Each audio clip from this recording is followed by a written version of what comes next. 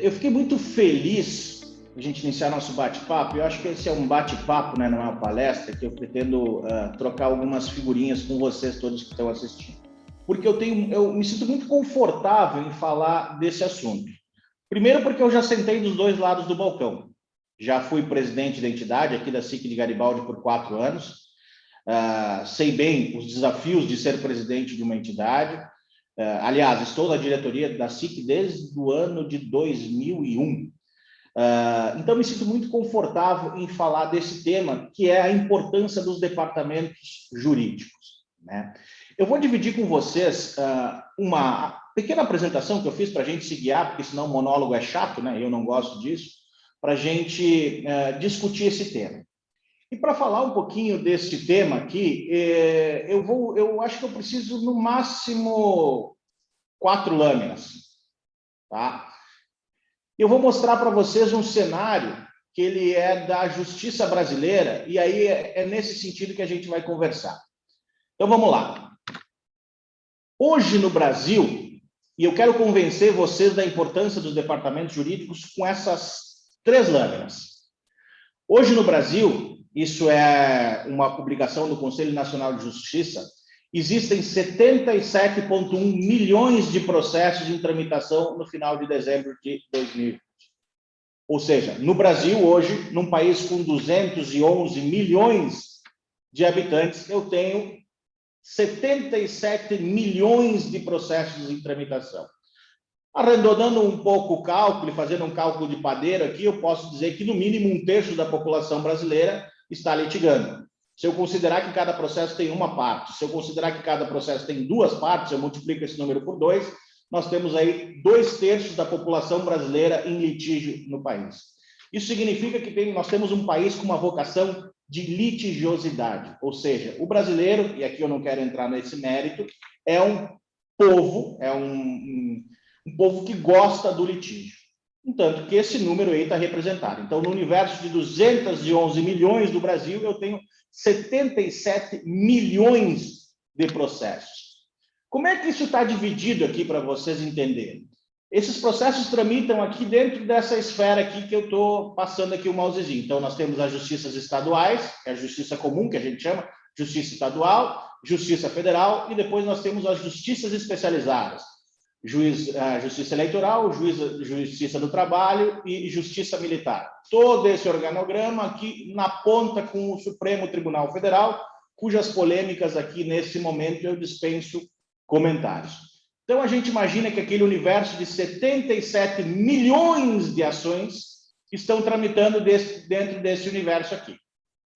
Tá? O que existe também nesse sentido? Quantas pessoas atendem à justiça, para vocês terem uma ideia?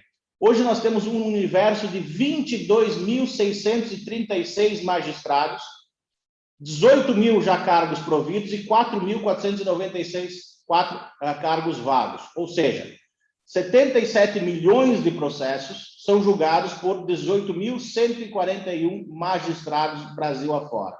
E um número de servidores de 236 mil pessoas. Então, vejam só, eu tenho 77 milhões de processos atendidos dentro desse organograma aqui, justiça estadual, justiça federal, justiça eleitoral, justiça do trabalho e justiça militar, e um universo de quase 400 mil servidores para atenderem toda esta demanda. E aí vou jogar contra o meu patrimônio aqui, Alisson, vamos jogar contra o nosso patrimônio e contar para vocês que nós temos no Brasil 1.100.000 advogados. Isso dá um advogado para cada 190 habitantes. Então eu pergunto para vocês, de largada, de imediato, de pronto, como diz o Galdério, eu tenho um universo no Brasil de 77 milhões de processos, atendido por 450 mil servidores da Justiça, e um advogado para cada 190 cidadãos do Brasil. Vocês acham que eu preciso ir adiante nesta palestra e explicar para vocês a importância dos departamentos jurídicos? Esses números, para mim, eles falam por si só. E esses números demonstram a alta litigiosidade do brasileiro. Isso significa que nós, entidades empresariais e as empresas associadas que estão nos assistindo, elas precisam sim se organizar e terem departamentos jurídicos para poder fazer frente a esta realidade. E a tendência, ao meu juízo, e a minha experiência me permite dizer isso, não é de melhora, é de piora. Tá? Porque cada vez mais nós teremos um aumento do número de processos judiciais, cada vez mais as leis tendem a ficar cada vez mais duras, numa linguagem bem simples, e aumentar essa litigiosidade. Tá? Então, com essas 3 lâminas aqui, e aqui depois eu vou falar um pouquinho de algumas outras pontos, eu entendo que o assunto quase se esgota. Vejam bem, um país com 211 milhões de habitantes, eu tenho 77 milhões de processos judiciais tramitando, 450 mil servidores na justiça. Esse é o organograma da justiça brasileira. Um advogado para cada 190 habitantes. Vocês acham que nós precisamos falar ainda da importância dos departamentos jurídicos? E eu faço isso como provocação, porque eu sei que existem entidades, ao contrário da SIC, aqui, da nossa SIC de Garibaldi, que eu vou fazer aqui a rasgaceda ao nosso presidente Tobias, né? Que tem uma estrutura jurídica bem organizada, etc. Existem entidades, existem empresas que ainda não entenderam a importância dos seus departamentos jurídicos. Tá? Então, essas 3 lâminas aqui seriam suficientes para mostrar para vocês, por A mais B, que os departamentos jurídicos, sejam eles de empresas ou de entidades, são de extrema importância. Tá? É impossível, e aí me perdoem, aí talvez fale como advogado e cometa alguns pecados nesse sentido, é impossível a gente querer avançar no ponto de vista do associativismo de entidades empresariais sem um corpo jurídico assessorando as diretorias. É impossível. Sem botar o presidente em risco, a própria associação em risco, é impossível. Não vejo como. E digo isso porque já sentei na condição de presidente durante 4 anos e sou advogado no mínimo há 20.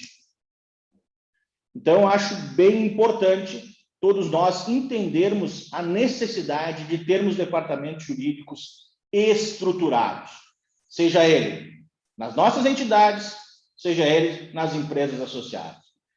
Eu não tenho condição de ter um jurídico interno, e a realidade é de poucos que conseguem ter um jurídico interno. Bom, mas tem um jurídico externo, tem alguém de confiança, tem um escritório de confiança em que vocês podem fazer contato e tirar as dúvidas. Tá? Mas na minha visão, é absolutamente imprescindível a existência de um departamento jurídico formado para assessorar as entidades e as empresas. E aqui eu vou abordar com vocês, indo um pouquinho adiante, e até para a gente, digamos assim, aguçar a nossa curiosidade. Vanderlei, eu vou quebrar o protocolo aqui, se tu me permite, porque eu gosto de quebras de protocolo, tá? Se alguém quiser fazer uma pergunta, por favor, só bota a mãozinha ali no... Sabe como é que bota a mãozinha? Ali vai embaixo, ali tem reações, bota a mãozinha ali que as gurias abrem e eu abro o microfone para vocês. Alguém gostaria de falar tecer algum comentário sobre essa questão? A gente consegue acompanhar daqui para a gente ir avançando aqui. Se alguém quiser, é só botar a mãozinha aí que a gente vai abrindo. Senão, a gente vai adiante. Tá? Vamos lá, então. Tu controla para mim ali? Tá. Vamos adiante. Então, eu queria trazer para vocês alguns temas importantes para serem tratados no departamento jurídico. E aqui o meu foco, óbvio, né? Porque nós estamos falando dentro do Conexul, eu vou falar um pouco mais focado, quer dizer, né, bem focado para associações como as nossas, a SIC, a CEIS, etc. Tá? Então, eu vou abordar com vocês assim, 3 temas bastante importantes que têm ligação com o dia a dia das nossas associações. Tá? Primeiro tema, adequação dos estatutos sociais. Segundo tema, impactos tributários. Terceiro tema, LGPD, Lei Geral de Proteção de Dados. Com esses 3 temas aqui, nós temos assunto para falar, talvez, sei lá, 2, 3 dias a fio. Eu vou tentar resumir isso em 30 minutinhos para a gente não estender, mas o meu objetivo aqui não é esgotar a matéria, é chamar a atenção dos senhores para que deem uma olhadinha nesses 3 temas, que são temas de extrema importância para as entidades empresariais aí nos próximos dias, ou meses, ou anos, tá? Falar um pouquinho de adequação de estatuto social. A gente sabe que as entidades empresariais, as associações como nós, como a SIC de Garibaldi, a CI de Veranópolis, a Carlos Barbosa, Bento, Caxias, elas são reguladas por estatutos sociais. As empresas, as limitadas, são reguladas pelo contrato social. Então, as empresas, o que rege as empresas, via de regra, é o contrato social. As entidades empresariais, as associações sem fins lucrativos, como é o caso da SIC de Garibaldi e é o caso dos senhores, elas são reguladas pelos estatutos sociais. Então, quando a gente fala em estatuto social, eu tenho que olhar lá para o artigo 53 a 61 do Código Civil Brasileiro. O que eu quero dizer com isso, senhores? A maioria das entidades, né, e aqui uma crítica construtiva, usam modelos genéricos de estatuto. Ou seja, eu vou abrir uma associação empresarial lá no município de Cacequi. Aí eu pego um estatuto lá, ligo para a SIC de Garibaldi, já me dá o estatuto, copio, só mudo alguns nomes e publico, aprovo na Assembleia, tudo certo. Isso funciona? Funciona. Eu posso fazer isso? Pode, mas não deve. Tá? Por quê? Porque os estatutos das entidades, eles têm que ser personalíssimos. Eles têm que retratar a realidade daquela entidade. E uma entidade é diferente da outra. Não existe uma entidade igual à outra. Por isso que os estatutos sociais precisam refletir com exatidão a realidade daquela entidade. Não existe estatuto genérico. E quem usa estatuto genérico, por favor, sente com o seu corpo jurídico, com a sua diretoria e revise artigo por artigo. Tá? E aqui, lá no artigo 54 do Código Civil, existem os requisitos mínimos que é preciso conter no Estatuto Social. Mínimos, não máximos. Então, isso é o mínimo, mas eu posso ter muito mais regras. Aí eu chamo a atenção para algumas situações bem importantes que são do dia a dia das entidades. Lá no inciso 3º, direitos e deveres dos associados. Gente, isso é preciso ter muito cuidado. Muito cuidado. É preciso estabelecer de forma clara quais são os direitos e deveres dos associados. De quem, afinal das contas, a quem pertence uma entidade empresarial? Vamos pegar o exemplo daqui da SIC de Garibaldi, de onde eu falo. De quem é a SIC de Garibaldi? Dos seus associados. A SIC de Garibaldi só existe em razão dos seus associados. Portanto, no estatuto, é bom a gente destacar e individualizar certinho os direitos e deveres dos associados. Qual a categoria, se é sócio-contribuinte, se não é sócio-contribuinte, se eu vou ter categorias diferentes do sócio, cuidar para não criar direitos e deveres diferentes para cada sócio, etc, etc. Outro tema de vital importância, e quando eu entrar na parte tributária aqui na frente, os senhores vão entender. Inciso 4º. As fontes e recursos para a manutenção das entidades.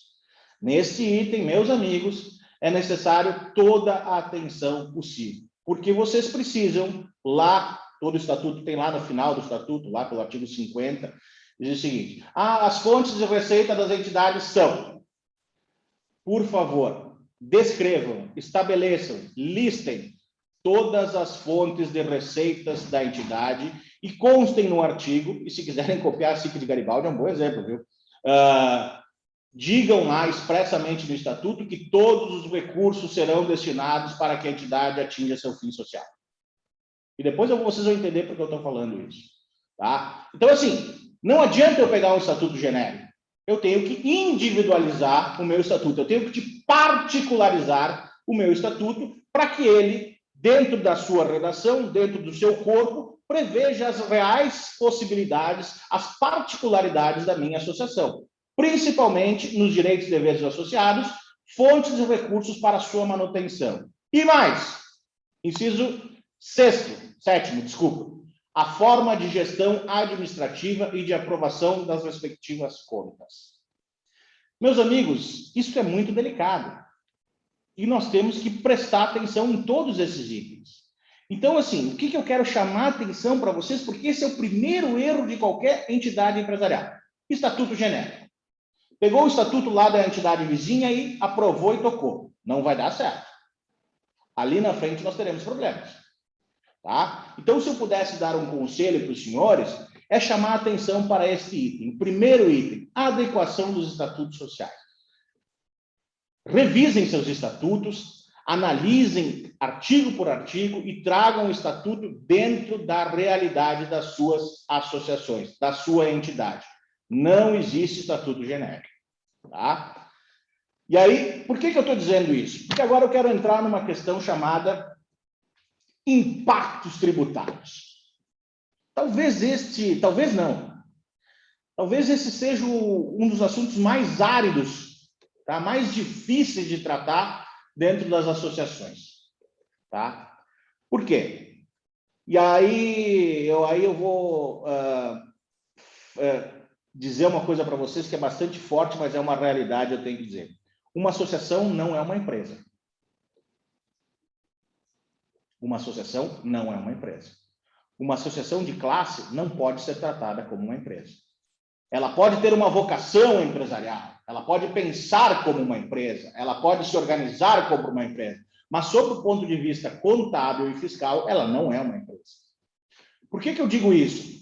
Porque as associações de classe, como as nossas associações, elas gozam de uma coisa chamada imunidade tributária. Ou seja, enquanto a maioria das pessoas jurídicas e das pessoas físicas, eu, Vandelier, o Cássio, qualquer um de nós, a gente precisa recolher impostos, seja eu como pessoa física no imposto de renda, as empresas precisam recolher lá o seu imposto de renda, contribuição social sobre o lucro, PIS, COFINS, IPI, ICM, ISS, dependendo da natureza da atividade, as associações elas têm uma coisa chamada imunidade tributária. Lá do artigo 150, a gente pode estender até o 195 da Constituição Federal. Tá? Desde que, meus amigos, elas obedeçam, e aí eu grifei aqui em vermelho, rigorosamente os requisitos impostos pela legislação. Portanto, se os senhores não conhecem os requisitos impostos pela legislação para que uma entidade goze da imunidade tributária, por favor, faça o tema de casa. Tá? E aqui, por que isso? Porque se eu não obedecer, e aqui, mais um pouquinho adiante aqui, eu vou mostrar quais são os requisitos para vocês. Porque se eu não tratar uma associação como ela deve ser tratada e entender qual é a finalidade dela, eu posso perder a minha imunidade tributária e ser tributado de forma severa. Tá? E aqui eu digo para os senhores, quem é o primeiro que vai, quem é a primeira linha de tiro? O CNPJ da associação e a segunda linha de tiro é o CPF do presidente.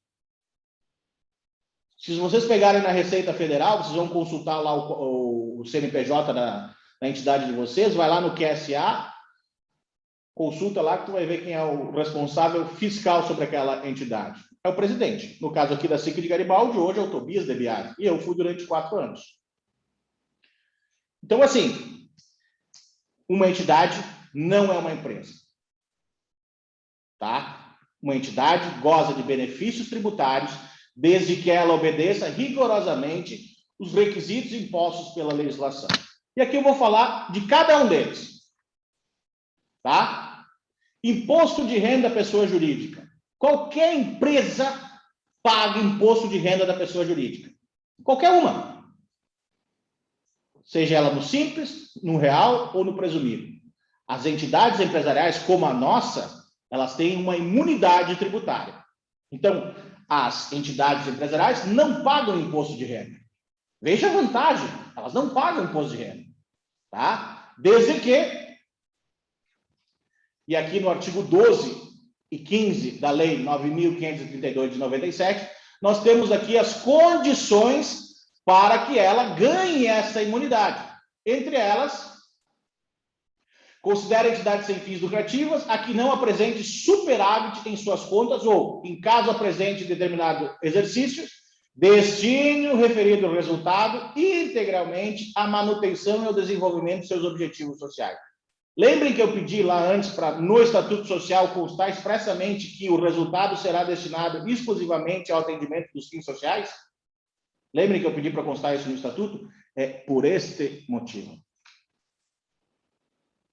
Tá? Então, hoje as entidades gozam da imunidade de imposto de renda da pessoa jurídica, porque assim a lei determina, mas não é de graça. De graça no sentido, não é por nada.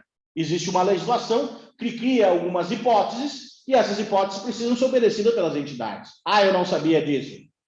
Bem-vindo. Ficou sabendo agora. Tá? Vamos adiante. Contribuição social sobre o lucro. Entidades pagam, a empresa paga isso? Paga. A maioria das empresas paga 9%, como o imposto de renda da pessoa jurídica paga 15%. Então, enquanto uma empresa paga 15%, a grosso modo, existem particularidades, tá? Enquanto uma empresa paga 15% de imposto de renda e 9% sobre a contribuição social sobre o lucro, por que a gente não paga? É uma questão óbvia, né? Por que a gente não paga sobre o lucro? Porque a entidade não dá lucro. Quem dá lucro é a empresa. Então, veja bem, uma empresa paga 15% de imposto de renda e 9% de contribuição. Entidades empresariais não pagam. Isento de imposto de renda, isento da contribuição social sobre o lucro líquido. Desde que eu observe o que a legislação preceitua. PIS. Todo mundo sabe que um grande calcanhar daquilo, e é uma legislação muito chata, a legislação do PIS e COFINS, né? Todos nós, empresários, empreendedores, pagamos PIS e a COFINS, né? Um percentual lá sobre nossa renda. As entidades empresariais têm uma tributação diferenciada na questão do PIS. Então, nós não pagamos PIS como uma empresa paga, nós pagamos 1% sobre a folha. Veja bem, empresa paga imposto de renda, nós não pagamos. Empresa paga contribuição social sobre o lucro, nós não pagamos. Empresa paga PIS num percentual mais alto, nós pagamos 1% sobre a folha. COFINS, não pago também. Sou isento. Agora vejam esse entendimento da Receita Federal na Instrução Normativa 247 de 2002. Ela diz o seguinte: olha, tu é isento de COFINS. Como tu não precisa pagar imposto de renda, contribuição, PIS 1% sobre a folha, tu é isento de COFINS. Desde que essa isenção se dê sobre atividades próprias das entidades. E aqui nós entramos num universo que nós não paramos mais de conversar sobre esse assunto, a gente poderia ir muito longe nesse assunto.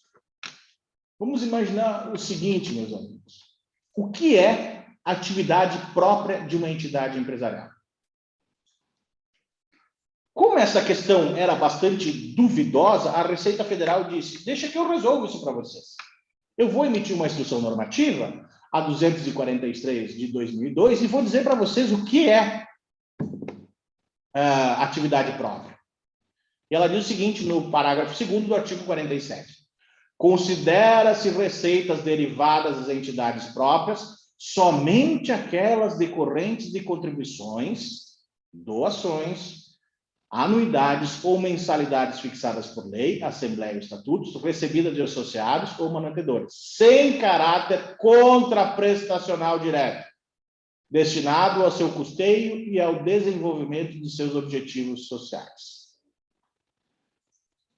Nós sabemos que, se nós tirarmos a prestação de serviços das entidades hoje, talvez com plano de saúde, telefonia, certificado digital e todas essas entidades não sobrevivem. Ninguém sobrevive só de mensalidade. A gente sobrevive também de alguns serviços que são prestados. Não é isso? É isso. Tá? Só que este não é um entendimento muito tranquilo sob a ótica da Receita Federal. Porque a Receita Federal entende que as únicas receitas imunes do COFINS, ou isentas do COFINS, são aquelas decorrentes de contribuições, doações, anuidades ou mensalidades fixadas por lei, assembleia, estatuto, recebido e associado a mantenedor, sem caráter contraprestacional direto. No presente caso, e aqui eu faço uma colocação, a legislação trata de isenção apenas das receitas oriundas da atividade própria das entidades, o que, a toda evidência, deixa uma série de dúvidas sobre o referido conceito, em especial diante do entendimento já manifesto sobre a Receita, da Receita Federal. Então, eu pergunto para vocês, a receita que as entidades têm, se a entidade não pode dar lucro, né? A gente já conversou sobre isso, a entidade não pode dar lucro. Não existe lucro, né? Essas receitas que são advindas dos planos de saúde, da telefonia, etc., etc., elas são isentas da COFINS? Todo mundo, e aqui não vamos ser ingênuos a esse ponto, ninguém paga a COFINS sobre essas entradas. Mas eu quero dizer para os senhores que esse é um tema bastante espinhoso, tá? E que no futuro, né, a gente tem que pensar sobre ele, tá? Porque no futuro, com essa fome arrecadatória dos nossos governos, algum belo dia alguém vai dizer, só um pouquinho, sobre essas receitas aqui tu me deve X mil reais, para não falar em milhões, tá? Então, esse é um assunto muito espinhoso. Portanto, meus amigos, tá? E aí tem uma dúvida também aqui, né? Qual é a base de cálculo alíquota aplicável do COFINS? A gente sabe que, por exemplo, no lucro real e presumido, a alíquota é de 7,60 e 3. Qual alíquota eu aplicaria para as entidades empresariais? Então, os senhores pegam a receita oferida com a Unimed, telefonia e botam 7,60% ao mês, volta isso nos últimos 5 anos, aplica juros e multa. Se nenhum presidente caiu da cadeira agora, é sorte, né? Portanto, meus amigos, quando a gente fala, aqui eu estou voltando, em impactos tributários, todos da diretoria, diretor executivo, financeiro, etc., etc., tem que ter ciência, absoluta ciência e consciência, não adianta ter ciência, preciso ter consciência de que as entidades empresariais têm uma série de benefícios tributários, desde que obedeçam rigorosamente os requisitos impostos pela legislação. E aqui eu trouxe para vocês, de forma resumida, óbvio, quais são esses requisitos. Tá? Então, é muito importante que, as entidades tragam os seus estatutos sociais à sua realidade. Evitando, por exemplo, que a gente tenha lá receitas genéricas, que na verdade não são. Tu tem que particularizar as tuas receitas. No teu estatuto, tu vai ter que dizer expressamente que todas as tuas receitas serão destinadas ao fim social da entidade. E analisar de forma competente e de forma precisa todas as incidências tributárias para evitar que amanhã a gente não tenha uma autuação impagável, não tenha presidente com CPF vinculado a nenhum expediente administrativo ou judicial. Então, esse é um tema bastante árido, como eu estou trazendo para vocês aqui, e que exige, sim, um cuidado e uma análise muito profunda. Tá? Porque a consequência de não analisar, não obedecer, não observar as condições da lei é a perda dessas imunidades, dessas isenções. E, perdendo isso, eu torno inviável, como a gente sabe, o dia a dia das entidades. Então, primeiro dever de casa, adequação dos estatutos sociais. Por favor, não tenham estatutos genéricos. Segundo, impactos tributários. É preciso conhecer a tributação das associações empresariais, que é diferente das empresas. É preciso se atentar aos detalhes, aos pormenores. Tá? Então, assim, se a gente sair daqui, se todo mundo que está aqui me ouvindo hoje sair daqui com aquela pulguinha atrás da orelha pensando, meu Deus do céu, preciso dar uma olhada no meu estatuto, meu Deus do céu, será que o que está acontecendo com a minha questão tributária e fiscal? Estou satisfeito.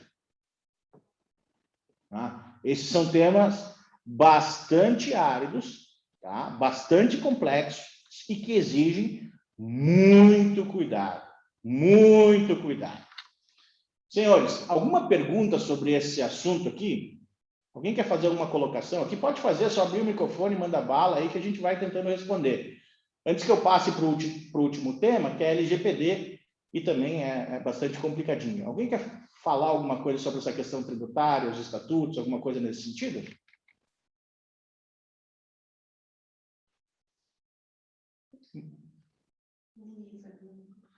Então, eu acho que o Luiz aqui, né? Luiz, tu quer se manifestar?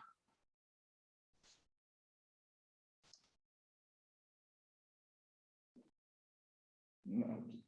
Tá. Então, vamos adiante aqui. Acho que bom dia a todos. Agradecer a todos que prestigiam esse encontro, né? Temos aí o presidente Elton também da Sixera, obrigado pela presença, e todos os demais colegas, amigos que aí estão. Sobre essa questão, César, do estatuto modelo para cada entidade, né? A gente já debateu isso muito aqui na SIC, tanto é que nós abrimos outras entidades aqui para poder manter a disciplina, vamos dizer assim, do estatuto, né? Tanto para a FENACHAMP como para o CDL, porque eles têm objetivos diferentes, né? Mas quando a gente coloca aí que uma das atribuições da entidade é também oferecer serviços de telefonia, de Unimed, que isso também entra na receita da entidade, ela deixa de ser um problema ou apenas minimiza o problema? Essa é a pergunta que não quero calar. É a pergunta de $1 milhão, essa pergunta, Luiz. Na minha visão, ela apenas minimiza, tá? Porque o entendimento da Receita Federal, a gente sabe qual é que é. O entendimento da Receita Federal é esse que eu estou colocando na tela para vocês. O que é imune do COFINS são as atividades próprias da entidade. E aí eu posso pensar o seguinte,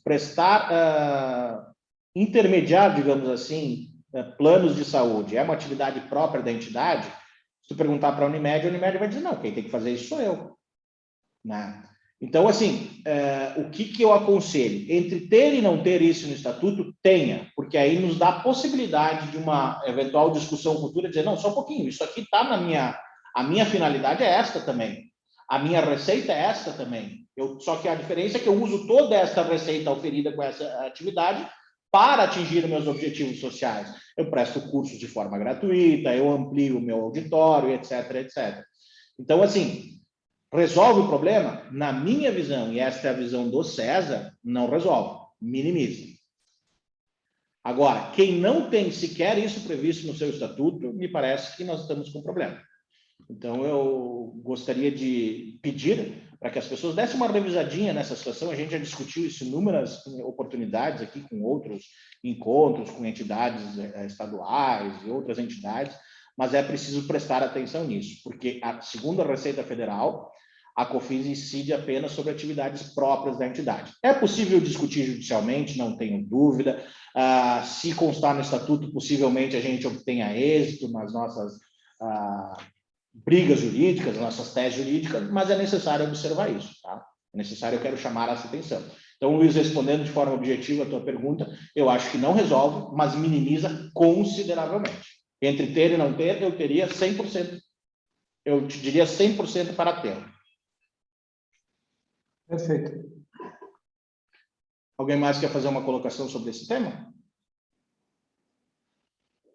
Posso ir adiante? Então, vamos lá, meus amigos. O tema da moda. Eu tenho que dar meu horário aqui, porque senão eu falo até às 14h. O tema da moda. Lei Geral de Proteção de Dados. Todo mundo apavorado com a Lei Geral de Proteção de Dados. Tá? Por que as pessoas estão apavoradas? Né? E aí é o problema, Brasil, efeito Brasil, que a gente chama. Isso é uma lei de 2018. Né? Quando eu falo de LGPD, eu estou falando da Lei 13.709 de 2018. Eu tenho uma lei lá de 2018, que entrou em vigor agora em 2020, e a partir de 1º de agosto deste ano, agora, primeiro passado, se aplica algumas sanções. Por que o Brasil se apavorou? Por que as empresas se apavoraram nesse momento? Simples, porque agora se aplica sanções. Tá? Então, esse é o assunto da moda. E eu vou tentar, assim, fazer um overview com você sobre o que é a LGPD, para trazer algumas informações importantes. Primeira pergunta, vocês devem estar olhando para isso, mas o que eu tenho a ver com isso aí se eu sou uma entidade empresarial? Tudo. Tudo. Porque, primeira resposta, a entidade empresarial é obrigada a obedecer à LGPD? Sem sombra de dúvida. A entidade empresarial é obrigada a estar em conformidade com a LGPD? Sem sombra de dúvida. Desde quando? Desde 2018. Então, todos nós estamos atrasados. Aqui na SIC de Garibaldi, nós já começamos a realizar a implementação da LGPD.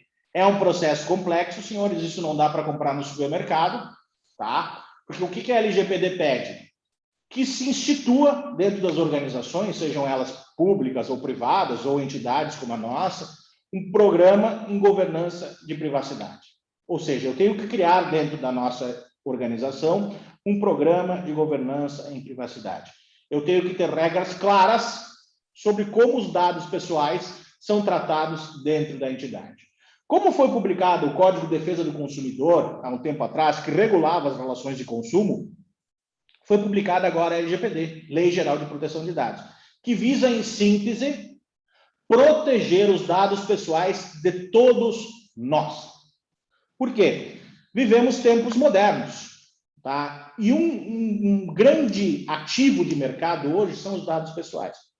Vou perguntar para os senhores o seguinte: quanto vale para uma empresa de, digamos assim, uma empresa de fomento de crédito ou uma instituição financeira, quanto vale os dados cadastrais da SIC de Garibaldi?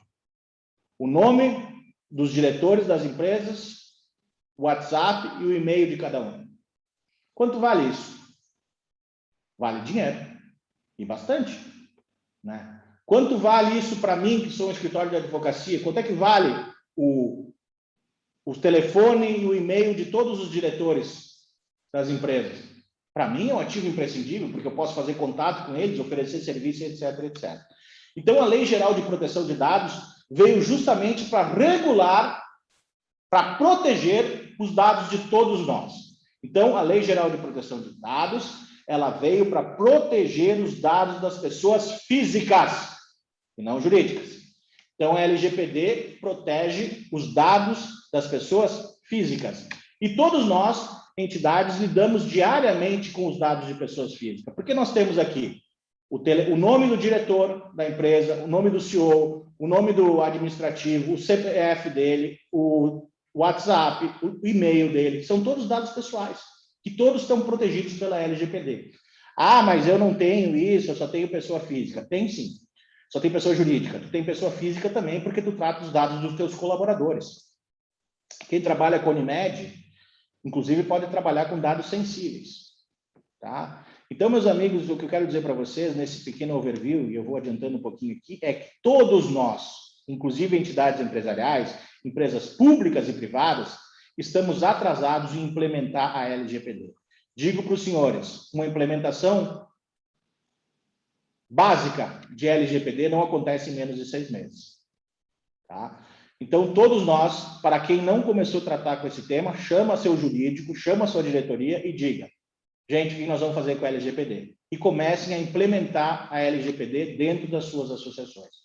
É obrigatório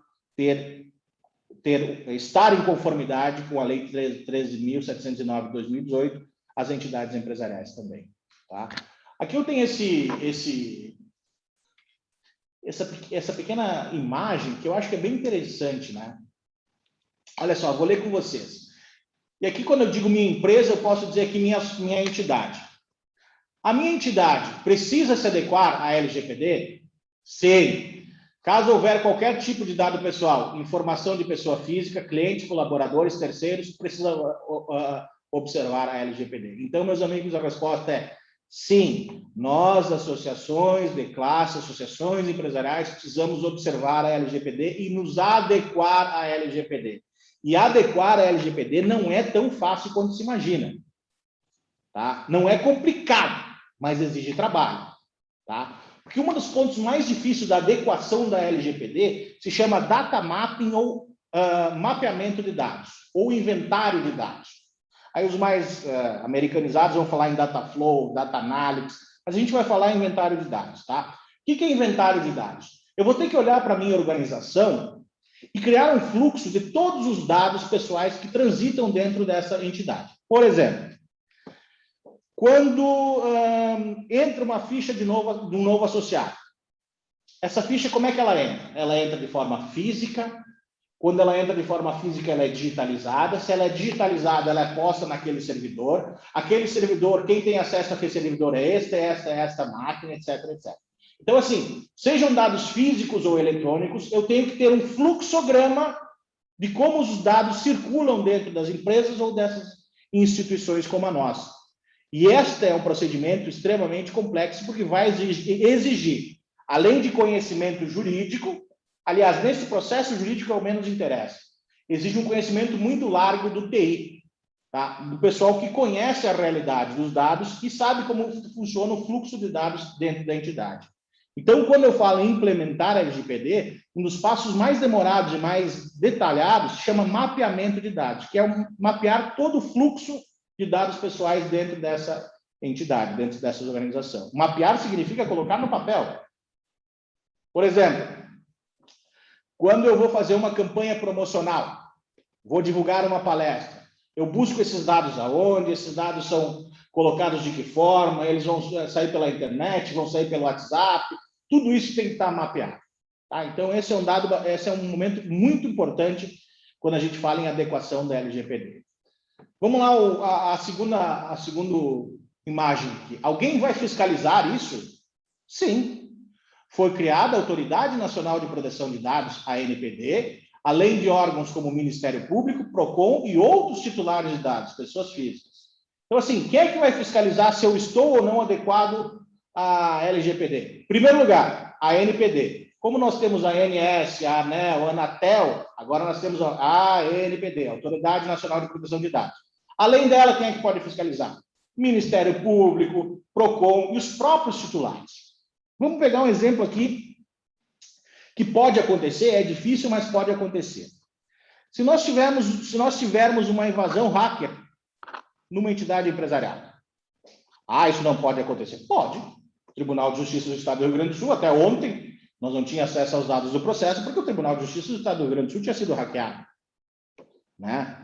Se nós tivermos um vazamento de dados, por exemplo, aqui na SIC de Garibaldi, um hacker entrar, pegar os dados de todas as pessoas físicas, seu CPF, telefone celular, WhatsApp, e-mail, e publicar isso ou vender isso para uma terceira empresa.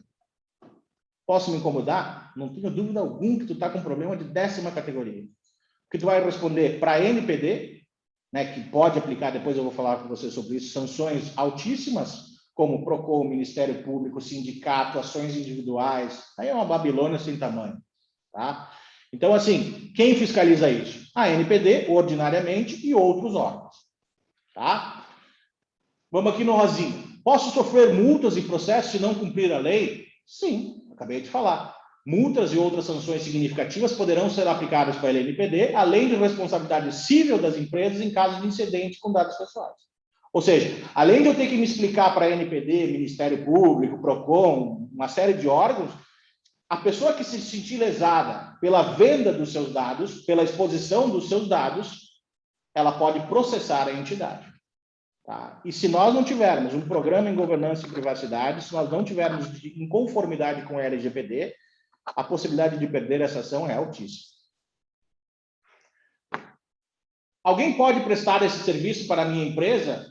Ou seja, como é que eu faço para implementar a LGPD? Existem profissionais especializados, as entidades têm que falar com o seu corpo jurídico, né? Se o corpo jurídico não puder, provavelmente não souber ou não trabalhar com isso, vai indicar alguém, precisa a união do TI. Na verdade, a implementação da LGPD ela é baseada em 3 pilares: jurídico, TI e gestão interna. Se esses 3 pilares não tiverem conformidade, se o jurídico, o TI e a gestão interna não tiverem em conformidade, não conversarem, não trocarem informações, ninguém vai estar em conformidade com a LGPD nunca. Tá? A LGPD está valendo? Sim, a LGPD está valendo, sem sombra de dúvida. Desde 18 de nove de 2020, a LGPD está valendo. A única diferença é que, a partir de 1º de agosto de 2021, eu posso ser penalizado caso eu não observe as normas da LGPD. É para todos os setores? Sim, nós temos que mapear todos os setores dentro das entidades. o comercial, o administrativo, o pessoal de marketing, o jurídico, etc, etc. Então, meus senhores, quando eu falo em adequação à LGPD, eu estou falando de processos não complexos, mas que demandam uma grande análise, um grande olhar para dentro da organização. Tá? Bom, mas eu posso pensar, tá, mas o que acontece se eu não quiser me adequar? Pode acontecer isso aqui. Tá? Vamos lá. O que pode acontecer? Advertência. A ANPD ou alguém, um órgão de fiscalização, diga, olha, tu tem 2 semanas para se adequar à LGPD, senão eu vou te multar. Posso multar 2% sobre o faturamento anual. Presta atenção que faturamento anual não é lucro, principalmente para as empresas. É sobre o faturamento, limitado a 50 milhões por incidente. Tá? Publicização, após devidamente apurada e confirmada a infração, ou seja, eu posso ter que fazer publicações de jornais, assumindo, me redimindo, etc., né? Bloqueio de certas operações e até a proibição ou eliminação de dados que acontece, que foram roubados, né? Ou a proibição de tratar esses dados. Vou dar um exemplo prático que aconteceu lá no meu escritório, e para vocês terem ideia como a LGPD já funciona na prática. Nós advogamos para uma empresa de construção, ela faz Minha Casa Minha Vida, construiu lá Minha Casa Minha Vida, terminou o empreendimento, ela foi procurada por uma instituição financeira, e a instituição financeira disse para essa empresa que a gente advoga, olha, me dá os dados dos compradores dos apartamentos, que eu tenho uma linha de financiamento interessantíssima para eles, né? E aí nós viemos nos consultar, e a empresa perguntou o seguinte, eu posso fornecer esses dados para essa instituição financeira? E a resposta é, não pode. Mas por que não pode? Porque é o seguinte, vamos imaginar que eu sou o comprador, quando eu comprei um imóvel, os meus dados pessoais foram colocados à disposição da consultora com a única finalidade de compra e venda do imóvel. Eu jamais autorizei que esses dados fossem repassados para uma instituição financeira, fossem repassados para uma instituição de marketing, etc, etc. Então, ordinariamente, tu não pode repassar esses dados, a não ser que o titular, o dono dos dados, lhe dê uma coisa chamada termo de consentimento.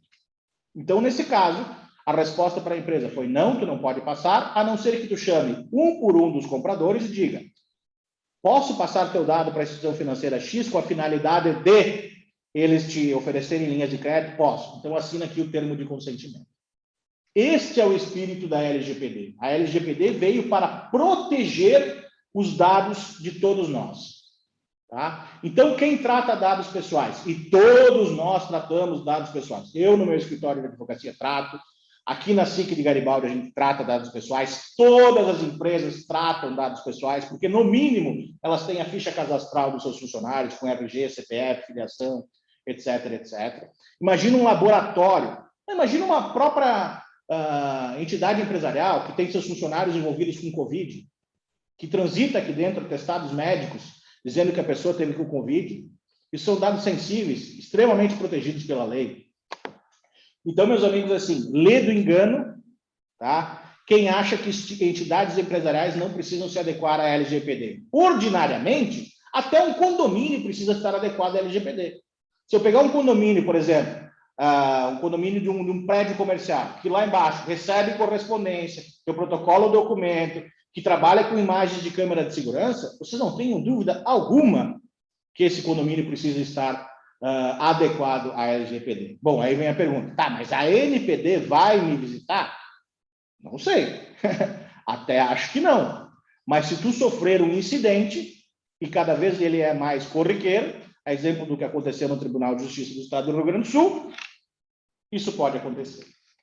Então, meus amigos, de forma resumida, eu queria trazer para vocês esses temas, né? Mostrar para vocês a importância dos departamentos jurídicos, tá? Diante dessa realidade aqui de 77 milhões de processos, 450 mil servidores, um advogado para cada 190 cidadãos, trazer esses 3 temas aqui para que vocês observem, a adequação dos estatutos, impactos tributários, LGPD, para que vocês, no final desta manhã, no final desse dia, fiquem com essa pulguinha atrás da orelha e vão conversar com seus departamentos jurídicos e vão analisar esta realidade, porque ela é bem impactante.